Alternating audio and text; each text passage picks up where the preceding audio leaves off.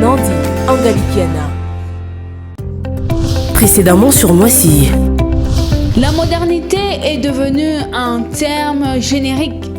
Tout le monde en parle. Mais est-ce que tout le monde est prêt à embrasser ses avantages et ses inconvénients? Bienvenue Madame Lydie Malingumu. Vous êtes modéliste, styliste, couture martia.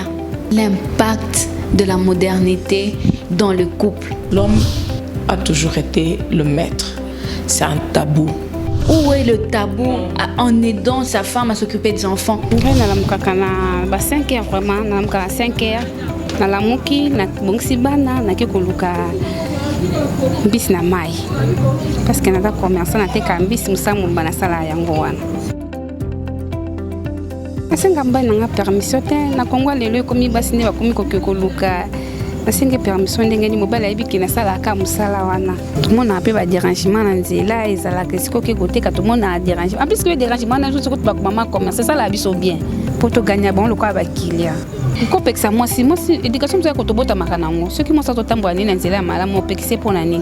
Ceux qui mo sa to tambo ani na nzela ma bende ba papa ba pekisa ba maman bo ke ndoluka. Ti. Mais apa pekisa ba maman te batika ba maman ba ke ndoluka. Kongo alelo papa ke koluka maman ke koluka na pour atoyer to sanisi.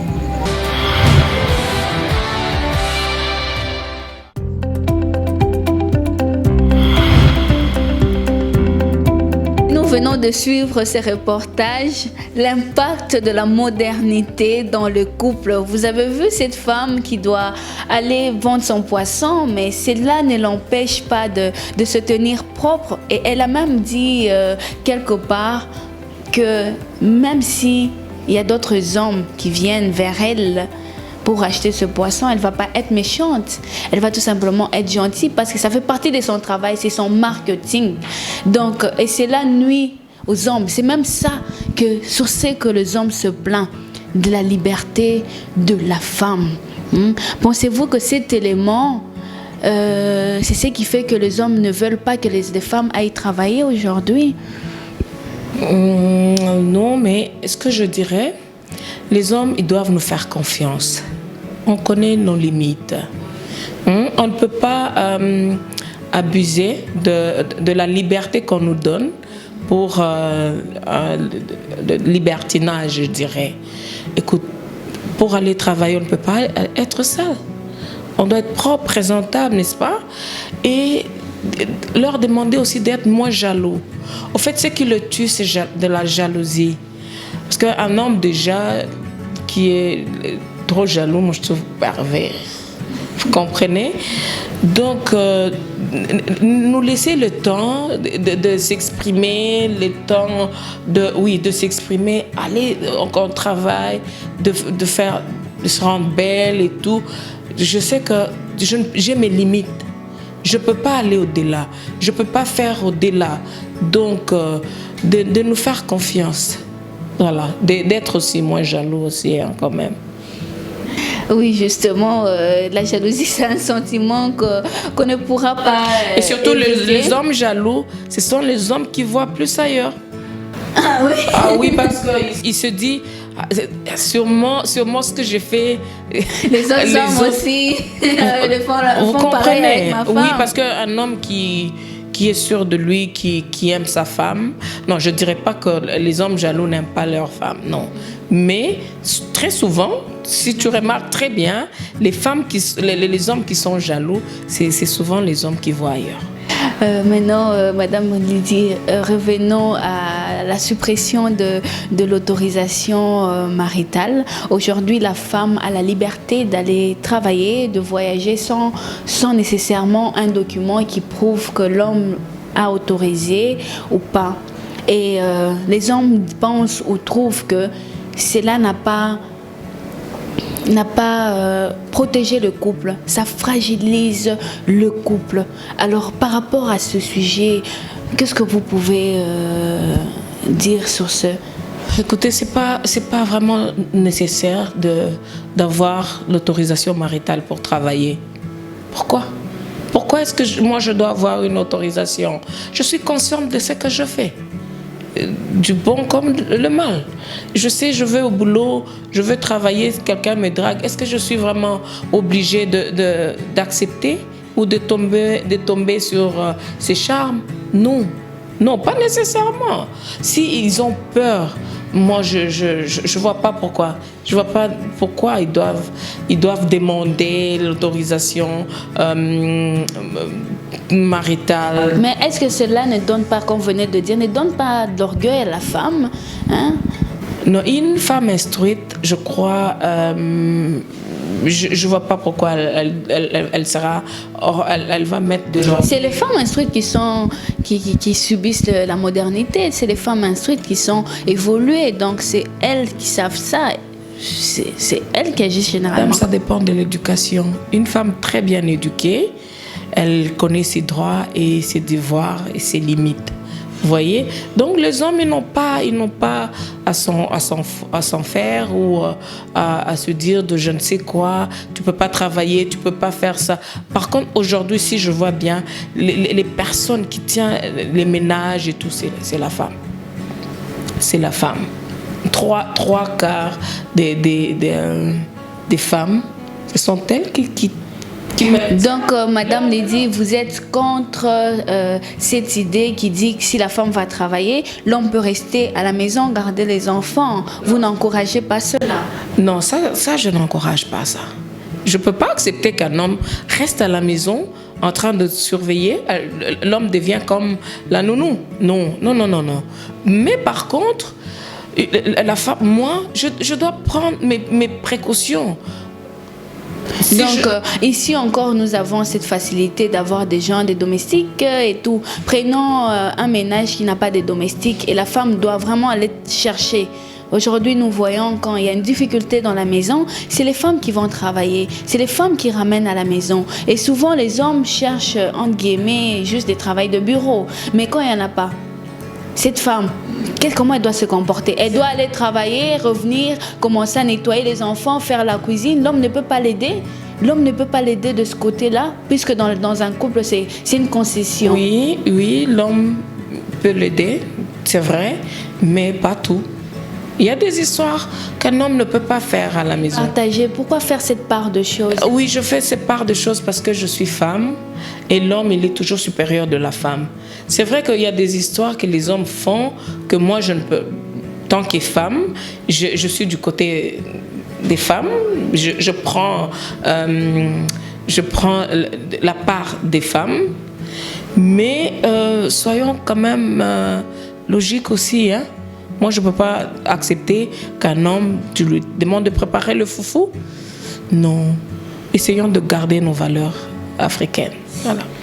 Dans votre entreprise, est-ce que vous avez des travailleurs inférieurs à vous, des hommes? Oui, je travaille plus avec les hommes. Que vous gérez? Que je gère. J'ai une trentaine de personnels. C'est plus les hommes. J'ai 2 femmes. Et comment vous faites? Parce que vous savez que l'homme reste chef, autoritaire. Vous le mettrez à quelle place en étant supérieur à lui sur le plan professionnel? J'essaie enfin, ils savent ce que je veux et ce que je n'aime pas. Vous comprenez? Et on a moins de soucis par là. Mais si il faut que je tourne, parce que je suis leur patronne, je dois donner. L'éducation, notre culture dit aussi que la femme, surtout le plan, quand elle est devant un homme, il faut une petite soumission, bien que ce n'est pas son homme. Ça ne vous gêne pas, ça ne vous met pas mal à l'aise quelquefois? Oui, mal à l'aise, je dirais non. Pourquoi? Parce que là, c'est un autre cas, un cas professionnel. Mais à la maison, je reste femme soumise. Mais là, c'est le travail. Quelqu'un qui abîme un habit d'un client et je dois dire oui parce que vous êtes homme, non. Ça arrive de crier sur lui et même de le sanctionner, n'est-ce pas? Et je sanctionne aussi et ils le savent. Et là, je me mets dans la peau d'un homme. Vous voyez? Donc c'est un peu ça.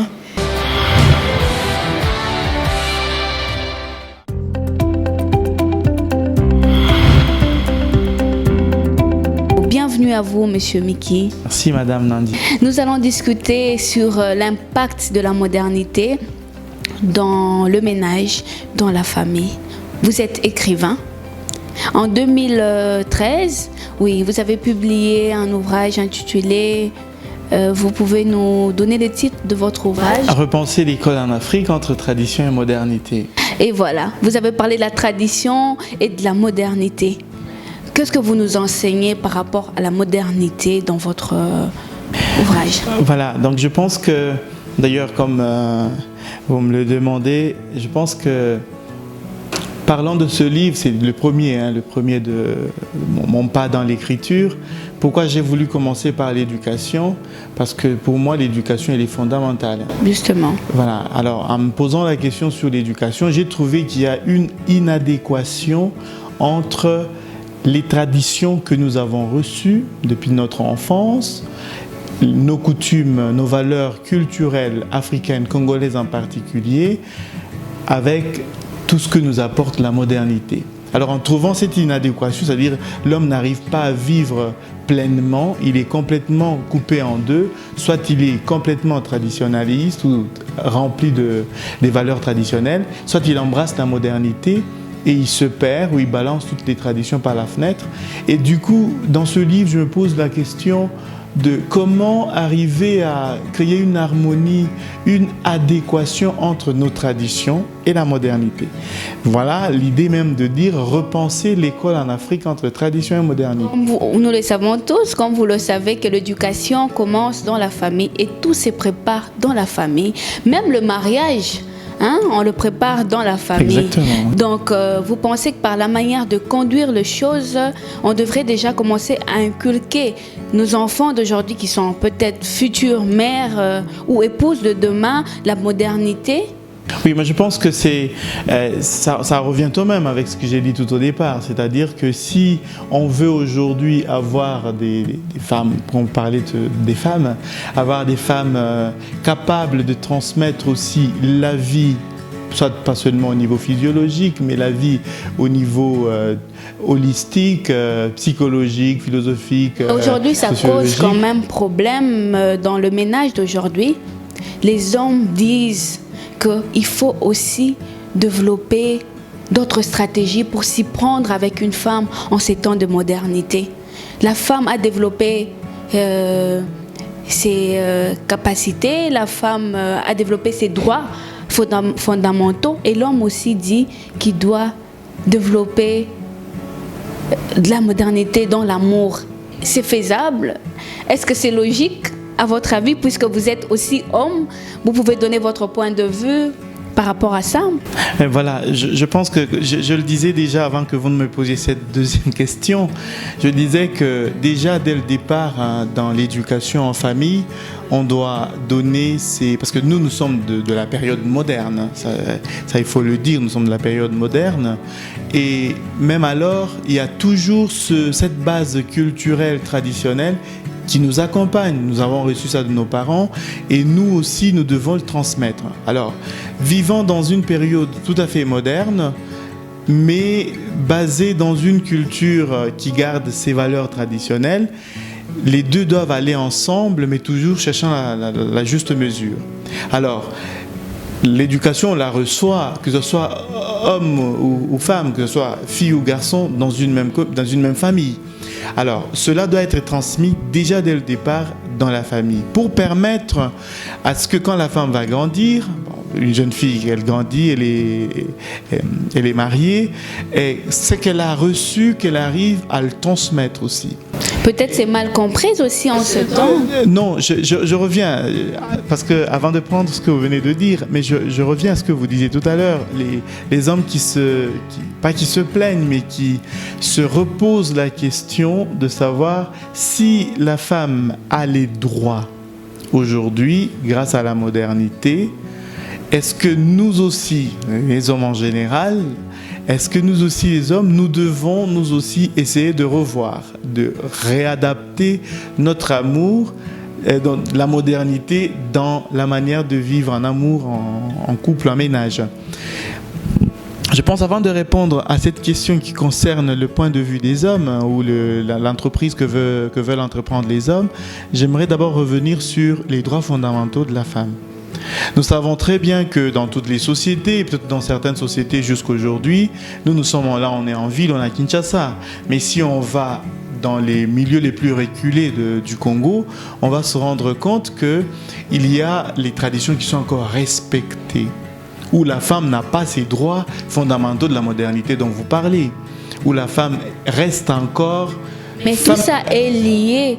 Si les hommes se plaignent sur leur manière de se comporter dans le ménage, c'est que c'est lié à la modernité. Nous prenons l'aspect où la modernité prend beaucoup d'ampleur, l'aspect où la modernité joue un grand rôle et qui a même tendance à étouffer le ménage. Donc par rapport à cela, les hommes se disent qu'ils devraient aussi changer leur mode de vie dans le ménage. Oui. Mais c'est nécessaire, et de quelle manière? Voilà, j'y arrive, tout à fait, parce que peut-être que je prenais un peu de manière très lente ma manière de m'exprimer, c'est-à-dire que aujourd'hui, la femme qui était écartée complètement de tous ses droits, on l'a considérée comme inférieure à l'homme, comme vous venez de le dire. Maintenant, elle juge de tous ses droits. Elle peut travailler, elle est égale à l'homme. Il y a échange des services dans le ménage. Et du coup, l'homme se pose justement la question que vous donnez. Il se pose la question de savoir, est-ce que nous aussi, nous pouvons aujourd'hui arriver à prendre ces éléments de la modernité, est-ce qu'il y a une cohésion, peut-être que si je peux m'exprimer autrement, est-ce qu'il y a une cohésion entre ces droits fondamentaux de la modernité de la femme dans un ménage? Est-ce que l'homme peut arriver à s'adapter? Voilà, peut-être c'est ça qui peut être la question fondamentale qu'on peut se poser. Moi, je peux dire, il y a deux types d'hommes, peut-être même troisième type. Deux types d'hommes. Le premier type d'homme dirait, écoutez, moi je suis garant de la tradition que j'ai reçue de mes grands-parents, que j'ai reçue de mes parents. Je ne peux pas admettre que ma femme jouisse complètement de ses droits fondamentaux dans le ménage. Je garde la tradition, elle reste sous... Donc vous êtes d'accord Non, je n'ai pas encore donné mon point de vue. Là, ça c'est le premier type d'homme. Il y en a qui disent complètement que moi, je ne peux pas tolérer que mon épouse prenne à bras ouverts ou brandisse le drapeau des droits fondamentaux, d'être égal à l'homme. Il y en a d'autres qui disent... oui, la société change, nous sommes en pleine mutation. Si hier on lui refusait de voter, comme le cas de la France, il y a 50 ans que la femme a commencé à voter. Au début, elle ne votait pas, ce sont des hommes qui allaient voter. Et les sociétés changent, il y a mutation.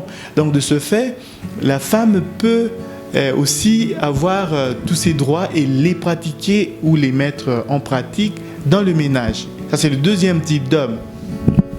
Mais alors, la troisième position que je trouve, vous pouvez poser la question, de savoir la troisième position qui peut être la mienne, c'est ce que moi j'appelle la juste mesure. C'est-à-dire que d'un côté, le premier type d'homme qui pense qu'il faut absolument respecter la tradition, parce qu'il est dit ceci, il faut être respecté, je demande à ce type d'homme d'avoir ce côté relativiste. Je ne veux pas dire qu'il faut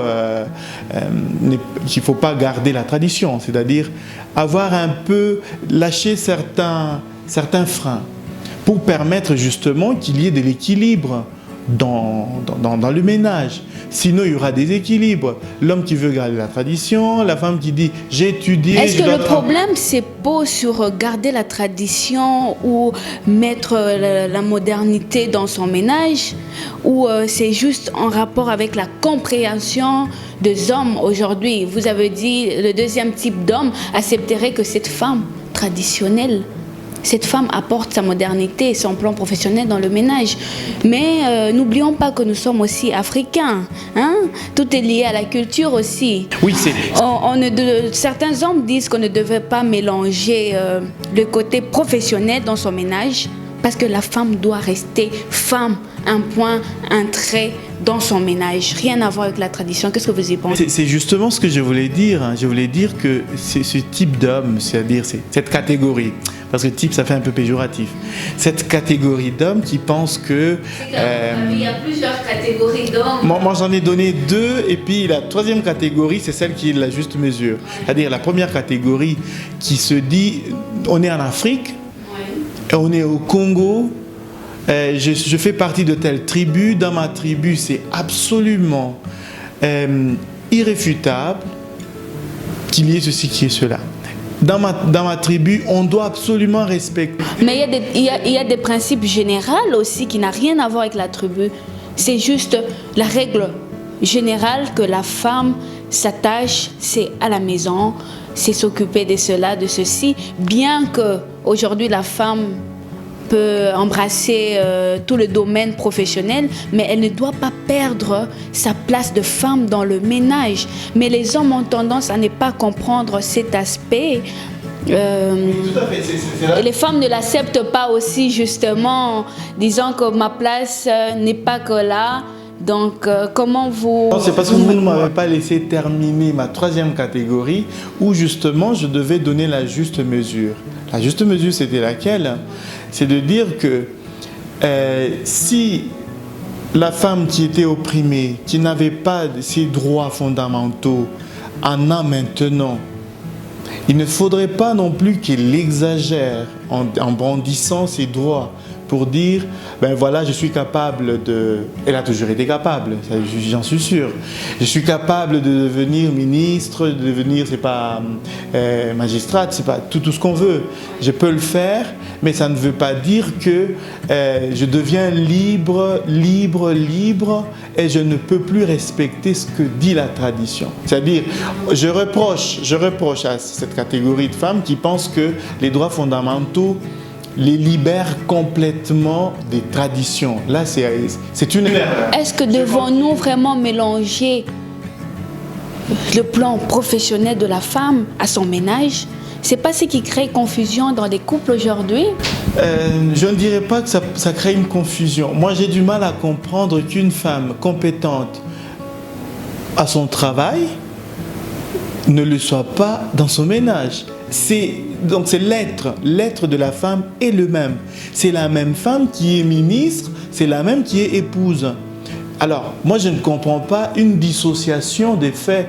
Si elle est ministre, elle a une autre casquette, elle rentre à la maison, oh, il n'y a pas à mélanger les choses. Peut-être, ce que je peux demander à cette catégorie des femmes, c'est de brandir leur compétences professionnelles. Vous êtes plus sur la catégorie des hommes et des femmes, mais je pense que le principe, il n'y a qu'un seul principe dans ces domaines-là. Étant femme ministre ou femme ménagère, je pense que les hommes, au niveau du ménage, ils se disent qu'il n'y a pas de différence. Quand tu es femme, tu restes femme. Mais aujourd'hui, ces femmes émancipées, ces femmes qui parlent de la parité, ramènent tout dans leur ménage. Et aujourd'hui, les couples ne sont plus stables. Oui, parce qu'il y a cette concurrence, disant que j'ai les compétences. La femme oublie sa place dans le ménage et ça gêne l'homme. Comment s'y prendre en ce moment avec ces genres de problématiques dans le ménage? Et moi, je pense que l'incompréhension remonte à l'éducation déjà reçue. Parce que c'est sûr que dans l'éducation reçue, on disait que la femme est inférieure à l'homme. Elle n'est pas, excusez-moi les termes, je pèse mes mots. Elle n'est pas intelligente. Elle n'est pas capable de faire ceci ou cela. Et cela est resté dans la tête de la femme. Et dans cette mouvance de l'émancipation, dans cette mouvance de la modernité, c'est comme entre guillemets, une douce vengeance de se dire, ah ben, depuis que je suis émancipée, je peux tout faire. Et là, il y a une exagération. Moi, je préférerais que ce soit une modération. De se dire, je suis capable, je suis compétente, mais en même temps, j'ai toujours mon devoir aussi de femme dans le ménage. Et là, ça crée l'équilibre. Ça évite toute conflictualité, ça évite... Mais il y a de ces hommes catégoriques qui se disent que, par exemple, une femme qui vient de son travail, fatiguée, qui demande à son homme, chérie, tu peux me faire une omelette? Et l'homme sur sa défensive dit, mais moi ce n'est pas mon travail, je ne peux pas faire ça. Tu es femme, c'est même un sujet qui peut créer un problème dans le ménage. Il y a ces hommes qui ne comprennent pas ça. Oui. Comment expliquer cela? Mais vous savez, toutes les extrémités nuisent quand même, hein, parce que c'est sûr que celui-là n'a pas peut-être il n'y en a pas beaucoup, hein, je n'exagère pas que... Comme un homme, Moulouba n'accepterait pas que sa femme l'envoie à la cuisine, hein, même l'envoie prendre un verre d'eau. Oui, peut-être qu'il y a une... C'est lié à la tradition ou c'est lié tout simplement à l'orgueil humain? C'est lié à la compréhension de la tradition. À la compréhension de la tradition. Parce que moi, je suis au niveau de l'humanisation de la femme. La femme, c'est un être humain, pour moi, comme l'homme. Même si ce sont les traditions qui ont fait que, voilà, il y a une hiérarchie. Pour moi, je suis de ceux qui pensent qu'elle partage le même être que l'homme. Alors, dans cette optique, je comprendrais qu'elle revienne du travail fatiguée, qu'elle demande qu'on lui fasse une omelette et qu'on le fasse. Mais peut-être... Là, je donne une concession, une petite parenthèse, mais si ça devient une récurrence, elle revient du boulot et elle te dit, ben non, est-ce que vous pouvez me faire une omelette? Demain, c'est la même chose, c'est la même chanson, le lendemain. Non, là, il y a une mauvaise... Mais un homme qui aime sa femme, un homme amoureux, ne tient pas compte de ces détails, n'est-ce pas? Non, ça, pour moi, ce sont des choses, ça, on peut dire que c'est secondaire. L'amour ne se résume pas seulement à la cuisson d'une omelette. C'est pour moi... Parce qu'en Afrique, ces genres d'actes, c'est une preuve d'amour pour sa femme. Parce qu'on se dit que la femme, sa place, c'est à elle de faire ça. Mais si l'homme arrive à le faire à la place, c'est juste une manière de... Mais s'il le fait à contre-cœur, sans le manifester, pour moi, c'est pourquoi... Ben justement, s'il le fait à contre-cœur, comment vous expliquez cela? C'est qu'il se sent inférieur à la femme parce que cette femme est tout simplement a de grandes responsabilités peut-être. Non, justement parce que vous avez pris la première catégorie dont je parlais. C'est la catégorie des hommes qui pensent qu'on ne peut pas aller au-delà de nos traditions, de nos valeurs culturelles transmises des ancêtres. On ne peut pas aller au-delà. Et ce sont ces hommes qui n'ont pas une moindre possibilité de penser que c'est faisable. L'autre, c'est un être fatigué comme moi. Tiens, même dans la Bible, pour le chrétien, on dit depuis les temps anciens, on a départagé le rôle de la femme et le rôle de l'homme. On dit l'homme, ta place est d'aller chercher, de ramener dans ton ménage de quoi manger. Et la femme, toi, c'est... la soumission et s'occuper de l'éducation de ta famille. Oui. Mais aujourd'hui, la femme est en train d'embrasser tous les aspects et ça a tendance à nuire à l'homme. Ça commence à nuire à l'homme. Je pense que peut-être que je ne généralise pas. On ne revisite pas nos traditions comme il se doit. Quand on regarde jusqu'aujourd'hui, on peut aller dans un village le plus proche de Kinshasa.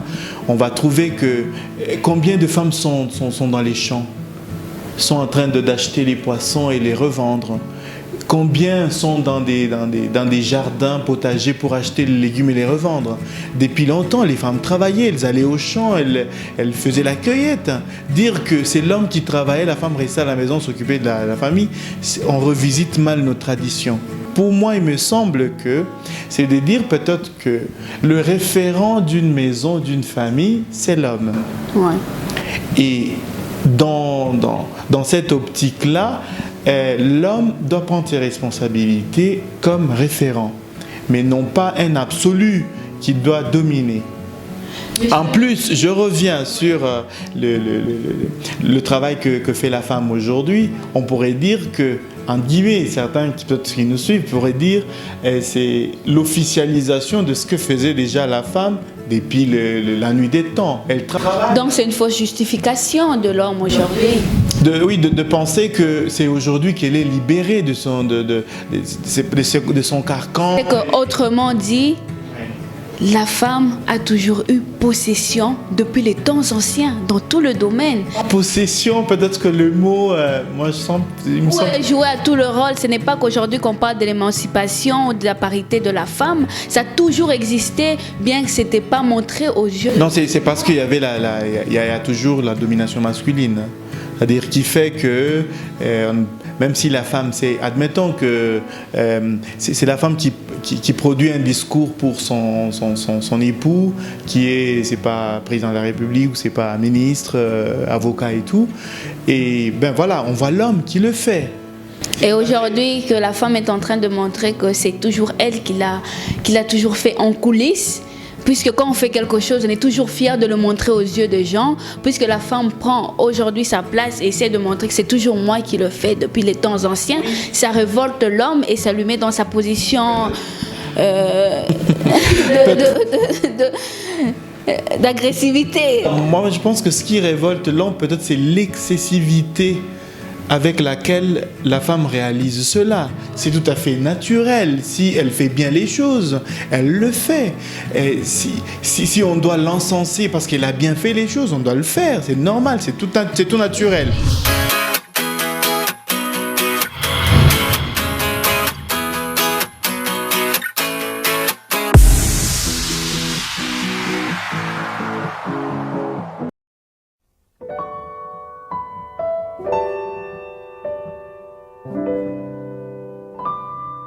Dans le monde actuel, le terme modernité est parmi les plus utilisés et avec beaucoup de fierté.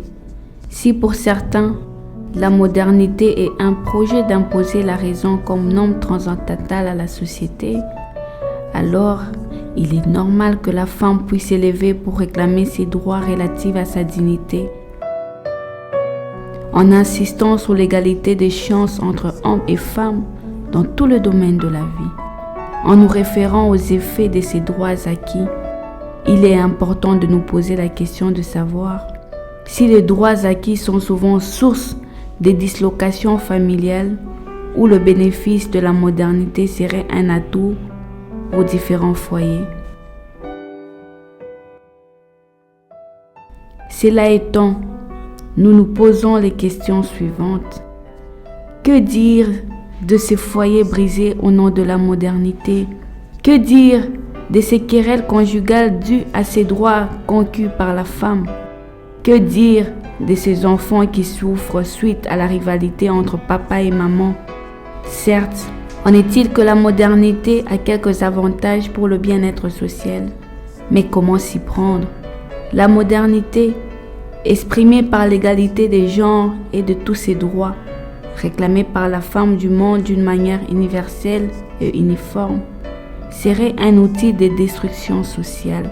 C'est pourquoi, dans toutes les revendications de ce droit, tant désiré par les femmes africaines, les relativismes culturels s'avèrent indispensables. Femmes africaines, il est temps de prendre notre responsabilité d'une manière réfléchie. Et vous, hommes africains, il est temps de donner un espace de modernité à la femme. Ensemble, relevons l'Afrique.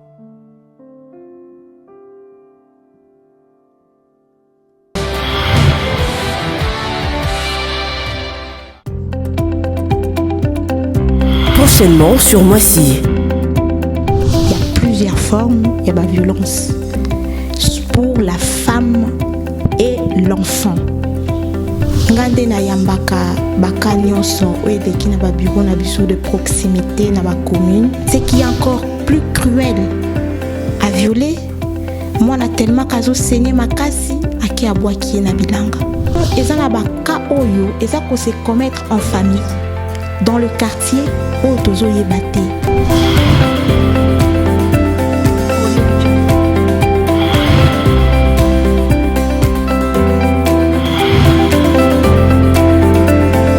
Avec Nandi Angalikiana.